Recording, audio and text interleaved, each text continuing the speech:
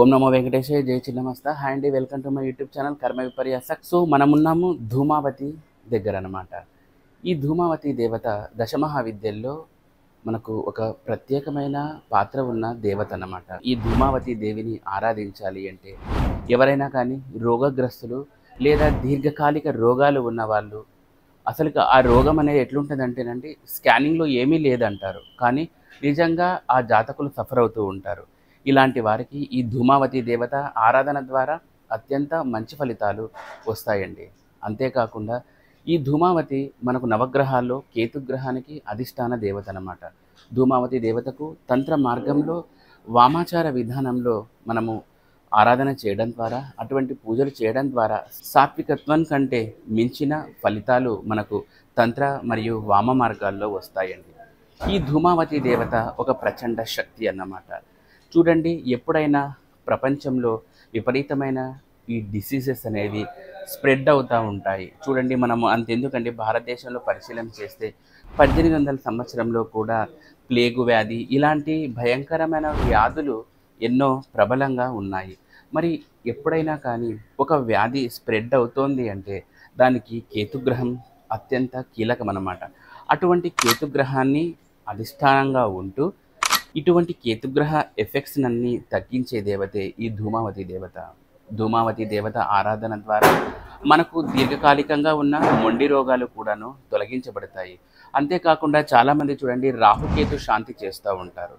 రాహుకేతు శాంతి అనగానే మనకు కొక్కే, ఫలని, శ్రీకాళహస్తి, శ్రీశైలం ఇలా క్షేత్ర దర్శనాల్లో భాగంగా ఈ రాహుకేతు శాంతి చేస్తూ ఉంటారు. కానీ తంత్ర మార్గంలో కూడా రాహుకేతు శాంతి అనేది ఉందన్నమాట.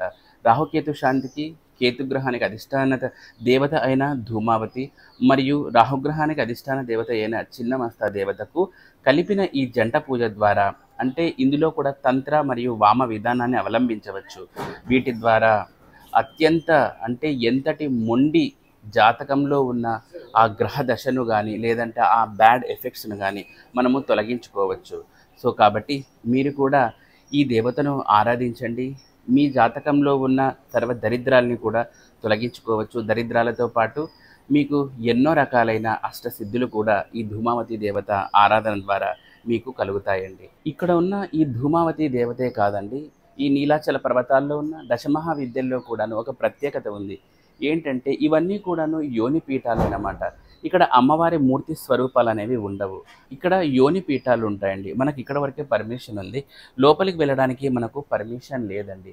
అత్యంత గుప్తంగా జరిగే ఈ విద్యల ద్వారా మనం సాధించలేనిదంటూ ఏదీ లేదనమాట. నాట్ ఓన్లీ ధూమావతి, మీరు దశమహావిద్యల్లో ఏ విద్య తీసుకున్నా కూడా ఒక ప్రచండ శక్తే. మీరు కాళీ నుంచి కమలాత్మిక వరకు తీసుకున్నా కూడా ఒక అత్యంత శక్తివంతమైన తంత్ర మరియు వామ పూజలు ఇందులో ఉంటాయి. వీటిని మీ జాతకానికి అనుసంధానం చేసి చేయడం ద్వారా ఎంతటి ఘన విజయాన్నైనా మీరు సాధించవచ్చు. మనం ఇప్పుడు ఆల్రెడీ ధూమావతి దగ్గర ఉన్నాం కాబట్టి మనకు లోపలికి అలవ్ లేదండి. మీరు చూస్తున్నారండి, ఇక్కడ అమ్మవారి యొక్క యోనిపీఠం లోపల ఉంటుంది, ఇక్కడ బలిపీఠం ఉంటుందన్నమాట. ఇక్కడ హవన్ అనేది ఇక్కడ జరుగుతుంది. ఏదైనా తంత్ర ప్రక్రియలో చూడండి, పూజ, బలి, హవన్, జపం ఇలా 4 రకాలైన కార్యక్రమాలు అందులో చేకూర్చబడి ఉంటాయన్నమాట. వీటన్నింటినీ అనుసంధానించి ఆ పండ, అంటే ఇక్కడ వాళ్ళను పండాలు అంటారు, ఆ పండ అనేది చేయడం జరుగుతుంది. మీకు ఈ తంత్ర విద్య వచ్చిన ఎవరైనా కానీ ఈ 4 విధి విధానాలు, దీంతోపాటు కొన్ని రకాల న్యాసాలు ఉంటాయి, దేవి యొక్క ఆహ్వానము, ఇవన్నీ కలగలిపిన పూజ చాలా అద్భుతమైన ఫలితాలను ఇస్తూ మీ జీవితాన్ని మార్పు చెందుతుందండి. అంతేకాకుండా ఈ ధూమావతి దేవత యొక్క ఇంకొక ప్రత్యేకత ఏమిటంటే, ఈ ధూమావతి దేవతను ఆరాధన చేసేటప్పుడు మనం ఏమైనా కానీ మనం మామూలు జనరల్గా దేవతలకు ఆరాధన చేసేటప్పుడు మనం అంటాం, భగవంతుడా నాకు అవి ఇవ్వు, ఇవి ఇవ్వు, ఈ కానుకలు ఇవ్వు, లేదా ఈ ఉద్యోగాన్ని ఇవ్వు, ఇలా కోరుకుంటాం. కానీ ధూమావతి దేవత పూజ చేసేటప్పుడు మనము మన దరిద్రాల్ని తొలగించు, మా యొక్క కష్టాల్ని తీసుకొని పో, దరిద్రాలను తీసుకొని పో, ఇలా మనము రివర్స్ లాగా చెప్పాలన్నమాట. అప్పుడు చాలా అద్భుతమైన ఫలితాలు అనేవి ఉంటాయి. ఈ ధూమావతి దేవతకు మనము కేతుగ్రహానికి అనుసంధానించబడి ఉందని మనం ఇంతకుముందే మాట్లాడుకున్నాం కదా.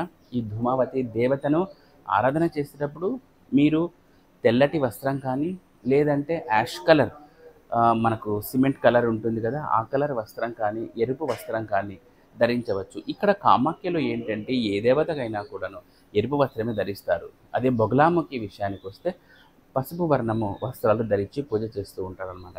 మీ జాతకానికి అనుసంధానం చేయబడి ఉన్న ఈ దశమహావిద్య దేవతలను మీరు పూజ చేయడం ద్వారా అత్యంత శీఘ్ర ఫలితాలు అనేవి పొందుతారండి. సో యాక్చువల్లీ నేను రెగ్యులర్గా ఇక్కడకు కామాఖ్యకు విజిట్ చేస్తూ ఉంటాను.